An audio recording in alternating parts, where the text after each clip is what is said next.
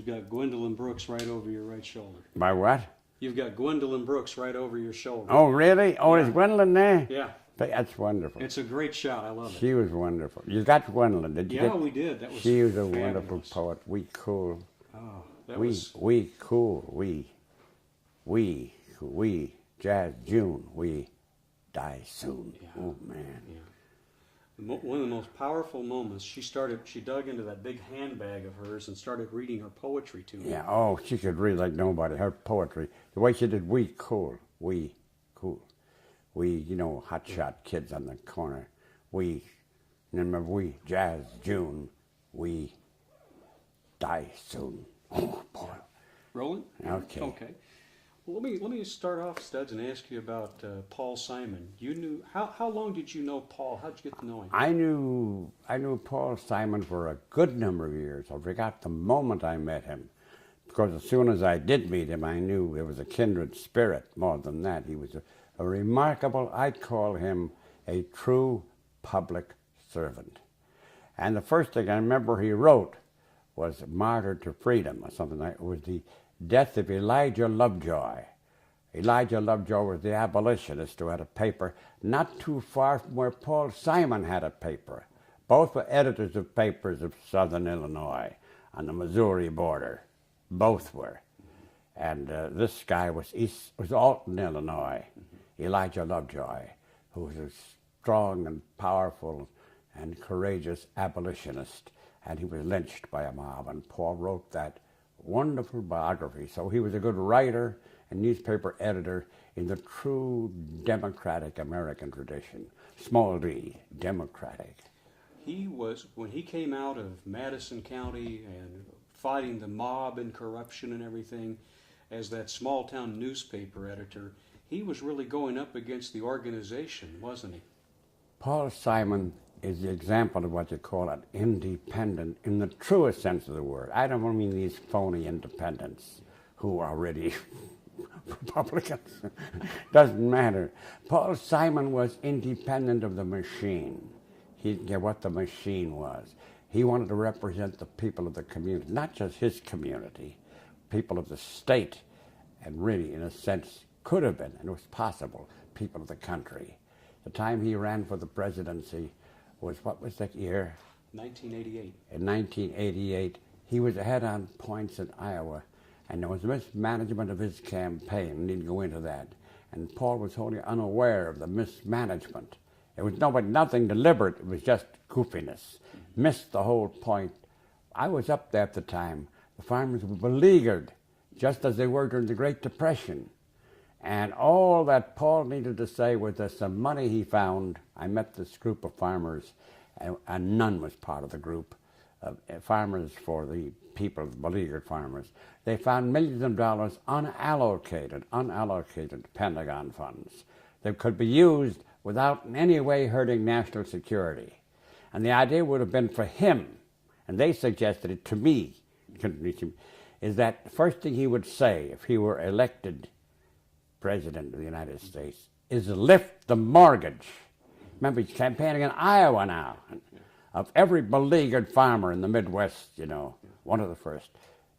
And if he had an impetus, and who knows, he was a logical candidate for President of the United States. Now, this is the Lincoln Academy we're talking about. Paul had a Lincolnian quality. And that I mean even, he was made for cartoons, but loving cartoons. Lincoln, of course, had anti-cartoons, many. Lincoln was not Robert Redford, and neither was Paul Simon, but there were characters. He had a little bow tie, big earlobes, specs, would have been a natural, but as a man of the people in the true sense of the word. And so I always think of Paul Simon as fondly, with great admiration, as a newspaper editor, as well as a public servant. Paul always looked out for the little guy, the person that... Wait just a minute. Okay, Dan. Right. I'll see you when, later? Yes. This is good, by the way. Yeah. All right. So what time roughly? 7:30. About 7:30? Yeah. Okay. Meeting you. Good evening. That's okay. Paul throughout his entire career, looked out for the little guy, the downtrodden. If there was some small thing where he could make a difference, like teaching somebody to read, a literacy project, or a student loan, he was always looking for a way to lift people up. Well, he represented, yeah, if we could use the phrase, I know it's a cliche, the little man, or the one not really represented. He was an anti-big-time lobbyist, who we know that the few, the powerful few, are always well represented, whether it's the tobacco lobby or what it might be, or the airplane lobby or whatever it is. We know that they're well represented. And he represented the unrepresented. In other words, he was a voice for the voiceless. As someone who's done journalism yourself for many, many years, and Paul, and he wrote, I think, about 20 books all total. You've written, going on that many there in that neighborhood. Did you ever talk about writing with Paul? No, Just never. The subject never came up, but of course we met many times. Both of us won the John Peter Altgeld Award. Right. John Peter Altgeld, perhaps the greatest governor any state ever had, or the most courageous. He's the governor of Illinois who pardoned the 4 surviving Haymarket people during the famous strike and the famous trial, infamous trial, was a farce, it turns out, which 4 German anarchists got hanged. They weren't even there at the time. Well, the story has been repeated often. It's a bomb was thrown at a crowd at which these people had spoken earlier. They weren't even there. No one knows who threw the bomb. Several police were hurt, were killed, and several spectators. No one to this day knows who did it. But they had the trial that was a farce. It was hysterical, all the papers against them. And 4 of them got hanged. 1 killed himself, and there were 3 survivors. And he pardoned the 3 survivors in about 20,000 words, most eloquent, condemning the trial and the farce. And so he was John Peter Altgeld, an award's in his name, and he got one, and I was honored to get one along after he did. In fact, in Carbondale, there's an Altgeld Hall at the university, and that's where Paul was given his. It was quite a nice thing. It fits so well. Yeah. One more question about Paul as a politician. He didn't always do the popular thing, but he did what was right. Is that a good way to remember? I'm sorry? Paul did not always do the popular thing. He wasn't always going after the big vote or the big thing to get him in the headlines. He picked bread and butter issues. Absolutely. Paul was not a headline hunter, was not a glamour boy, quite obviously. He was representing the voiceless, and sometimes stands he took were unfashionable. During the Joe McCarthy days, for example, in the scare, he always spoke out against those who were unjustly accused of being, well, you know, there's something called the USA Patriot Act today of our Attorney General that you need to ask my opinion of it because you know what it is. Well, Paul, of course, were he alive this moment, would have been one of the most stirring antagonists, challenging that as un-American as it really is. So he was an American, might I say, in the true Tom Paine sense. Tom Paine was one of his idols. Thomas Paine, was the most eloquent visionary of the American Revolution. And he spoke about freedom from fear, as Franklin D. Roosevelt did in 1932. But he said fear, and if ever there was something contemporary this moment, as I'm talking to you right now, 2004, the fear makes people afraid to think as well. Because if you think, you suddenly realize these guys are hornswaggling you. And Paul always was one who was against hornswagglers. One more question about Paul. He did something early on as a member of the state legislature to pass an Open Meetings Act so that government was always out in the open, so that it was transparent, so that you could see in. That's, for somebody who's done journalism yourself, that's a pretty important thing, isn't it? Oh, absolutely. See, in fact, he was a state representative, you see. So in the beginning, which is, you know, one of the lesser of the big jobs, but see, neighborhood, local, well, I suppose you might say about Paul Simon is to think globally, act locally, think globally, is a phrase that's used. And he's the perfect example of someone. Even the local issues, maybe a street, whatever it might be, the need for a street light, what kids are crossing when they don't. A local issue reflects bigger issues. See, sometimes people get involved. The word activist is a word that I think is a word of honor. An activist, doesn't matter what your opinion may be. You're active. And that's what a democratic citizen is. Active, participating. Well, Tom Paine always spoke of not just appealing to Americans, but to thinking people. And people read, and Paul Simon is an authority on that. The population of America made 4 million people at the time of the American Revolution, of 5, whatever there is. Scores, 100,000 copies of Common Sense, the book of Tom Paine was so. It's like it being 10 million books today, more than Bill Clinton's book. Well put. So let's talk about yourself. Your parents came here from Russia. Way back, 1903. 1903. That's 1 year before my dad was born. Really? It's a while back. Your folks landed in New York and then came to Chicago. Right.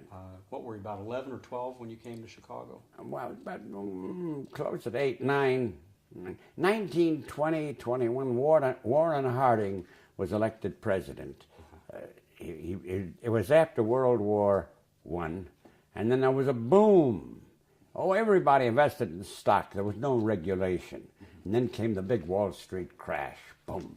But it was shortly after Harding's election, 2021. What was Chicago like in those days? Well, to me, Chicago was an adventure. When we lived out east, I was a sickly kid. The reason I leaned toward Chicago also because it's good for my health. I was an asthmatic kid in New York, always ill. And once I came to Chicago, one of my father's sisters married to a guy fairly affluent. He lent us money, which we paid him back, for a rooming house. My mother could run because father was ill by that time. He had a bad heart. And so she ran this rooming house. And the first I arrived in Chicago, by those days, this is Chicago Sandburg wrote about. Center of the nation's railways, stacker of wheat, hog butcher of the world. Well, railroads, I forgot there were dozens of depots. I came in at the LaSalle Street station, day coach, of course. I came because I came later than the others. I was 9, 10 years old, maybe 8, 9, and it was a thrill. And so as soon as I hit that rooming house, a soft wind was blowing in from the stockyards, and my asthma disappeared. You see, things I also had. I have a difficult time hearing now because of a childhood illness called mastoiditis. Now, mastoiditis among little boys and girls, but little boys, was very serious then. It's pre-penicillin days. And so there's a big cavity in my ear here. And so often we kids who had it would go down the street holding their ears like this because of earaches and abscesses. And today I go down the street, see young kids, everybody holding their hands on their ears like this. I say, my God, a recurrence of mastoiditis, but it isn't. It's the cell phone. Exactly. And so anyway, I got to love Chicago from that moment on. My most prized possessions, I've got a copy of Paul's autobiography that he signed for me, and I really treasure that. Well, he's terrific. So you're a youngster in the city of Chicago, the big bustling, wild city of Chicago, and then Prohibition comes, and there's all kinds of things happening here. Oh, well, came to Chicago in the early 20s. This is on Flournoy. The home rooming house was on Ashland, 703, 705 South Ashland, near the Cook County Hospital area. And so some interns and nurses would say, I guess before they were their own places were, the Cook County Hospital was very new. It was only about 5 years old or something like it. Maybe we were before them, I forgot. And so all kinds of people came in our rooming house, and that gave me a view of life, a raffish view. Then later on, my father recovered a little. He wanted to work, and so a little men's hotel he ran, and then when he died, my mother did. Wells and Grand Avenue. And that became my college, more than the University of Chicago, which I attended. And somehow, there the guys would argue back. This is pre-television, of course. And radio was still new, but radio was used a great deal. And of course, the master of that was Franklin D. Roosevelt and his fireside chats. He had a capacity, even though his voice was not that of the man on the street, his voice was that of an aristocrat. It was the voice of a Dutch patroon. But he was speaking to the ordinary person, not to millions, to one person. That old beleaguered farmer there with his wife, or this young couple, or this lonely person in a rooming house up here in Manhattan. So it was an exciting time where Chicago was the home of, the name Capone became associated with Chicago. And I was attending McKinley. I went to McLaren School, which was across the street from my rooming house. And a lot of my young friends were members, not a lot, some of the 42s. The 42s was sort of like the Junior League is to Winston, 42s is to the mob. It was a young farm club, sort of. So a couple of my schoolmates were, shall we say, part of the syndicate. Wow. You went on to study law at the University of Well, Chicago? I did. You see, I went to law school. My dream was, because Clarence Darrow was in the news a great deal, not simply the Loeb Leopold case, which is known, but many cases. He was representing those up against it, Clarence Darrow, like as a novel about him, not a novel, I was called Attorney for the Damned. And so I dreamed of Clarence Darrow, and I got courses in partnership and corporate law and real property. It drive me crazy. So I wasn't cut out for the law. I flunked the first bar exam because 80% passed. I was one of the 20% that flunked because the question was yes and no, and I didn't study. We had things called quiz courses that you took to cram for the exam, and I didn't take those, so I flunked. But the second bar exam I took, I passed because they were essay questions. You could say, yes, but on the other hand. Well, I'm good at that. Yes, but on the other hand, because I'm good at faking, you see. That's my forte. Why didn't you go into law after you got your... Well, then I didn't want to be law school. I was on the WPA for a while. That's part of the Work Project Administration of Franklin D. Roosevelt. A man named Harry Hopkins was the head of it. And that's the one... now, this was a project before the WPA. It was called FERA, Federal Emergency Relief Administration. I got a job doing statistics, gathering unemployment. It was a group here. We met in a big room here in McClurg Court, and it was called FERA. No, I go from agency to agency where relief was administered. Welfare was called relief. And it's a question of finding what city, Chicago, trouble, joblessness in the stockyards and steel mills, Pittsburgh steel, San Francisco longshoremen, that sort of, Akron in the rubber industry, unemployment. So I had that job. And there I met a guy who was director of a theater group, a labor theater group. I loved theater as a little kid because the hotel we had was near the Loop. And in those days, press agents were easygoing guys. They'd put up, we had a lobby, which maybe the guys used to gather after work. Well, these guys never went to plays, but it was near the Loop. And so the press agent would come and put a placard on the wall about a play in town, Porgy and Bess, what it might have been. And I'd get 2 tickets to see it. And I could walk down to the Loop. So I became a theater goer as a kid. And so I loved theater, and this guy has a theater group. And I went there one day because I loved theater. But a actor got sick. He put me on the stage. He says, do that, try it. And I did it, and I got the role. And so that's how I became an actor. And that led to being a radio actor. Chicago had more soap operas than New York and the West Coast put together. And I got a job, I'd audition. And because of my voice, I got a job as a Chicago gangster. In all the radio soap operas, they all were the same, by the way, but different just in name, but they were the same one.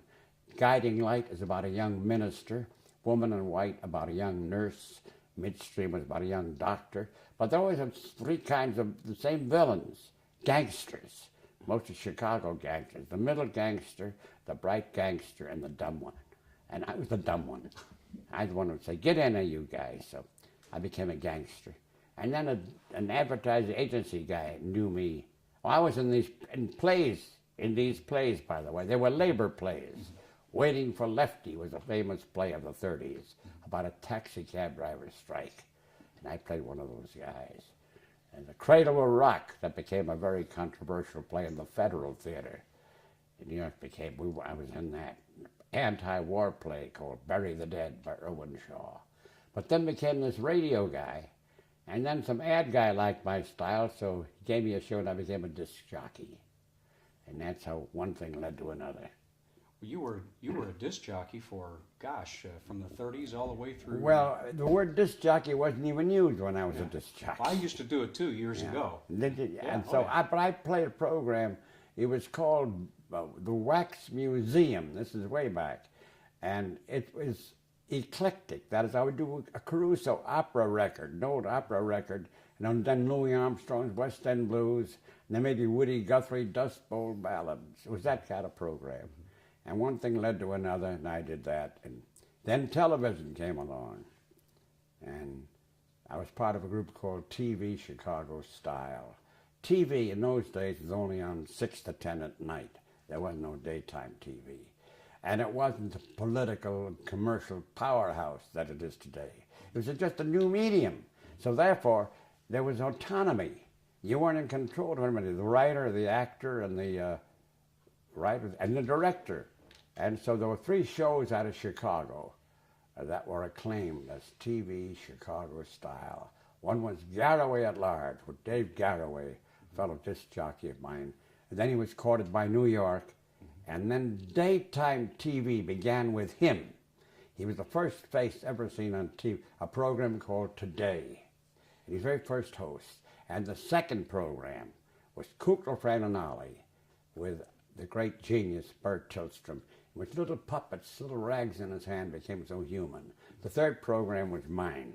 It was called Stud's Place. It was just a place with me and 3 of my colleagues, Wynne Strachey, a wonderful singer and actor, Beverly Younger, a wonderful actress as the waitress, and Chet Robel, a jazz piano player. And all 3 of us our 3 programs considered what TV could be. Sorry, we'll let that go. We'll let it ring, huh? Yeah. We'll pick up on that. Okay. You were talking. Bonnie, how are you? Got your message. Okay. All right. Yeah. Rolling. Okay. Studs, you were talking about Stud's Place. What was the setup? What was the storyline there? Well, that's just it. You see, Charlie Andrews, who conceived the idea of it, he also worked with Dave Garraway. It's a place, a neighborhood place, restaurant we call it near Northwest Side, and just a place, and there'd be a plot line, but that's all. But the dialogue would be invented by the actors themselves, and how we got off on time I'll never know, but we did. And so at the very end it would say dialogue by the cast, and at the end I'd come on, and one of the 4 of us would come on and say, "We came to you from Chicago." And so these 3 programs were considered examples by John Crosby, who was the eminent TV critic at the time, as what TV could be. He called it TV Chicago Style, because the nature of it was improvisation. There was no canned laughter or things of that sort. You got what you saw. And that moment it happened. So there we were. Yeah. You know, it was very exciting. Did all that all the live experience on the stage help you do live television? Was that a benefit? Well, I think it played a role. Yeah, I'm a ham on heart, I suppose, and acting came part of it. And then, of course, when I was a disc jockey, I used to play records of a singer, a gospel singer from Greater Salem Baptist Church. Her name was Mahalia Jackson, and I was the white disc jockey who played her stuff. And so she said, I led the white world to her, which is an exaggeration. They would have known her anyway. So then I did some stuff hosting her program for a while. Then I got in trouble because I speak out of turn, unfashionable things. Joe McCarthy was riding high. And so I got in trouble. I would not apologize, would take back, and so I got canned. And, well, the fact is, people say, Stud, you were so heroic because you helped. No, I wasn't. I was scared, forgive the expression, I was scared shitless. But my ego was at stake, and that's what it was about. They said, why don't you say you were dumb, you didn't mean it, you were taken in by the... I said, no, but I did. You know what petitions I signed? Anti-Jim Crow, anti-lynching, those sort of things. And so that was it. But if I didn't get blacklisted, I might not have written these books. Now, I'm not suggesting, I'm often asked to talk to young journalists, and I tell them about my story. I said, I'm not suggesting being blacklisted is a good career move. No. However, there it was. I latched onto a wonderful station, new station in Chicago called WFMT. It became the best classical music station in the world. But the owner, Bernie Jacobs, said to me, the hour is yours. Do whatever you want with it. So I played records and talked about it, all variety. I read short stories, finally began to interview people, not meaning to, it just happened, musicians originally in the world of music, and then interviewing people on the street. And that's how it came that I did these books. A publisher saw some of my interviews in the magazine our station put out. Andre Shippern is his name, and I've worked for him ever since. And these are what they call oral histories, what I do. Mostly ordinary people's lives. Be working, or about the Great Depression, or the Good War, which is World War II, but it's in quotes because no war is good. So, and then also race and coming of age, and all these things came into being one way or another. How did, when you would sit down to work on a book like, let's say, The Good War, which I really enjoyed, I really loved that one, and working, when you sat down to do that, how did you pick the people you're going to talk to? Well, that's a big question that can't be really answered. Let's say when I did working, for example, well, what jobs? Basically, key jobs. Maybe start with the Bible. Stonemason, Tower of Babel. Carpenter. Well, Christ was a carpenter, Mason, carpenter. Farmer, agriculture. Then the role of the automobile in our lives. The guys who's a spot welder, a model, a car salesman, a truck driver, a cab driver, a teacher, a variety of people, a checkout counter, a clerk, and the pride in their work, and some do fantasize. And so I hear about somebody who's interesting, whom I knew, or someone knew him, or I read an item in the paper, attracts me. For example, in the book on race, for example, I did them earlier, I come across a former Grand Cyclops of the Ku Klux Klan, C.P. Ellis. And I read an item, former Grand Cyclops of the Ku Klux Klan, on tour with a black woman campaigning for jobs, for unions, for janitors. I said, I got to get this guy, and I did. It's a remarkable interview with someone who transcends his old teachings, this poor white of the South, and becomes a disciple of Martin Luther King, that sort of thing. So there is no one way. Very often it's the person, I see this woman on the block, and she says, and she's talking, but I find a great deal of poetry in people's talk once you cut out many of the beats. And she said, well, you don't want to see me. You should see Florence, a woman down the block, who's of her same status in society, same religion, same kind of income, same neighborhood. And Florence, she said, why should I see Florence? Well, because Florence is able to say something. Then you realize she means Florence is the one who has a certain kind of insight, same kind of woman, and can articulate what the others feel but can't say. So I look for the Florences, you see. When you sat down to do an interview with somebody, how did you prepare for it? Well, it depends. See, I told you about this radio show I did, in which I could interview writers later on and all. Writers, authors or composers, I know their works. I read the book, I mark it. And writers like to be on my program, or composers, or guys that are artists. But the people who are not celebrated, so-called, the ordinary people, so-called, can do extraordinary things and have extraordinary thoughts. And so I don't prepare for it. I know about them. I don't come with written questions. It's a conversation I have. And that person realizes I'm not a big shot because I goof up. I have a tape recorder. The tape recorder means as much to me. There's only one other person who meant as much to me. You know who that is? He and I. Dick Nixon, the tape recorder. He and I, so I call Dick and me neo-Cartesians. I have to explain that. The famous philosopher, French philosopher Descartes said, "I think, therefore I am," famous phrase. And I said, in the case of Dick Nixon and me, I tape, therefore I am. I hope our purpose is somewhat different. But I goof up. I can't drive a car. I fall off bicycles. I can't. And I press wrong buttons on the tape recorder. Sometimes I make mistakes. And I've lost a good interview, several. But that person, that hard-working person, housewife or whoever it is sitting next to me sees, look, it's not moving. And I forgot I pressed the wrong button. At that moment, that person feels just as good as I am, maybe better. And that person needs me. I mean, I need that person. And to feel needed is very important to everybody. And that's something that person says, this guy's just a goof. You know, yeah, I'll help him. And so in a way, that works to my benefit.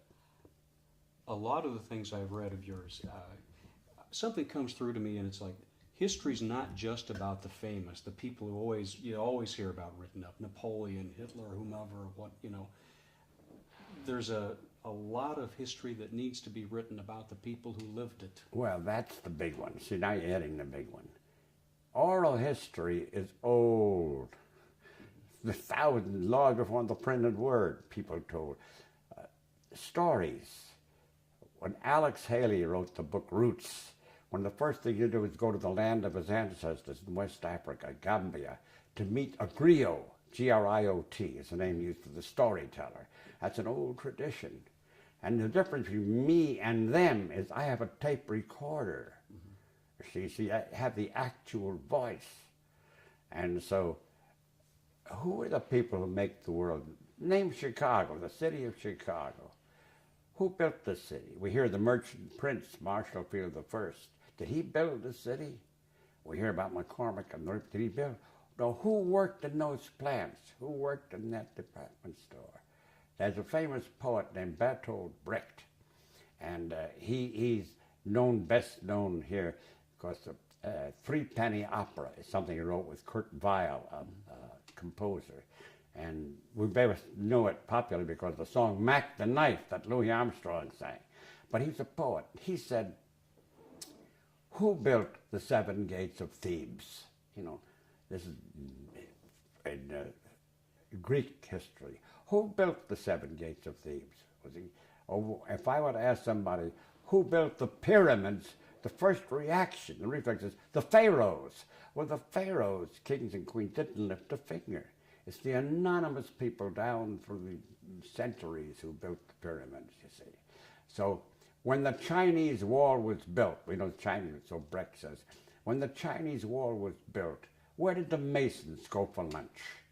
When Caesar conquered Gaul, we get that in Latin 1, all Gaul divided into 3 parts and all that. Yeah. When Caesar conquered Gaul, was there not even a cook in the army?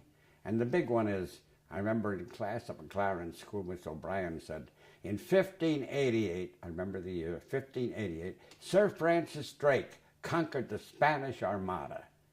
He did by himself, Sir Francis. And so Brecht writes, when the Armada sank, we read that King Philip of Spain wept. Were there no other tears? And those who shed those other tears, those who sweat and muscle and native intelligence built all those things we talk about. They're the ones who built Chicago too. Remember, Chicago was a city of hands. That's an old-fashioned word for working person. hands. 50 hands wanted. Chicago City of hands. It's not the glamour city. Years ago, we speak of three-story cities. New York, San Francisco, and New Orleans. Chicago, no, didn't have their graces. It did have its own kind of culture, but mostly hands who came from Eastern Europe, of course. We know about the Slavic population here. The migration from the south, black sharecroppers' kids' jobs in the stockyards and steel mills. And with that came jazz. And of course, the poor white Appalachian people. And of course, south of the Rio Grande came the Latin American people, the Mexican people, and others. And these are the ones. And today we have Asian people. Oh, so who's built? They're the ones. And so they're the ones. I call history from the bottom up. You've always had a soft spot in your heart for the labor movement. Tell me about that. Well, in the very beginning, I guess, I heard about unions. My mother was a seamstress, and she was a tough little sparrow. She believed in the American dream. My mother was tough. My father was more of a gentle person, but both were members of the union, the International Lady Garment Workers Union. He was a tailor. She was a seamstress. But I always heard about unions, and of course heard about Chicago and land of the great labor battles for the years. And Haymarket Affair, 1886, was a fight for the 8-hour day. The 8-hour day was unheard of for working people. It began here in Chicago, you see. The great railroad strikes, the Pullman strikes. And then Pullman built his own ideal city. But the strike, many began, he cut their wages, but did not cut, he owned the city. And so he was a landlord. He didn't cut their rents, but he cut their wages, so that was a strike. And by the way, that should be remembered, at that time, we know about the feeling toward black people. There weren't even this time, there was a feeling about Irish. The Irish people were the black people at the time. George Pullman made it clear, no Irish people would be allowed in the city of Pullman. It'd be Germans and Swedes and Scots and Welsh, but no Irish. You know what he'd say about the Irish? Many lazy, live on the dole, relief, promiscuous, criminal, the same things here apply today in a way. So the Irish forgot that. The famous phrase was, no Irish need apply. Yeah. And so you see, this is part of the history you try to recreate too when you do these oral histories. Let me ask you this. If you probably talk to a lot of people who do oral histories. I do them myself. What are some of the basic ground rules that you would pass along to people doing this? Well, basically, listen. See, the person has to feel that you respect that person's opinion. You're not somebody from on high. I'm not Bob Walters, you know. Not that. I'm not Mike Wallace but he was an announcer in Chicago. At the time, we had Stud's Place, Hooker Alley, and he was courted to New York, and so was John Chancellor, and so was Hugh Downs, aside from Dave Garroway. And I was courted till my big mouth got me into trouble. In any event, the person must understand. You listen. Now and then, an African American might chuckle when he or she recounts a moment of humiliation. For example, the famous, wonderful blues singer, Big Bill Broonzy, a friend of mine, one of the underestimated. People say Muddy Waters all the time and B.B. King. They don't know who the greatest of them all was. The father was Big Bill. Bill was a welder. In those days, many African-American guys of certain age could do many things. They were welders, carpenters, electricians, you know. And he was a welder, and he taught this young white kid how to weld. And soon as the white kid learned to weld, they fired Bill. So as Bill tells me the story, he chuckles. Now, why did he laugh at that? It's a safety valve. There's a blues lyric, laughing to keep from crying, you see, or laughing to keep from raging, you say today. So Bill, so you listen to that. Why did a person laugh? Or why does a person pause? You go back to it later on. The person might change the subject and go on and leave it hanging. Well, try to remember, why did he leave that hanging? Go back later. No rule. There's a great anecdote to tell you. I was interviewing this woman, one of the early books, the early ones, She was in a housing project. And back in those days, the federal housing project was a step upward at the beginning, you know. And this was a mixed project, this particular one. The common denominator was poverty. And she was pretty, I don't know if she was white or light-skinned, I don't remember now.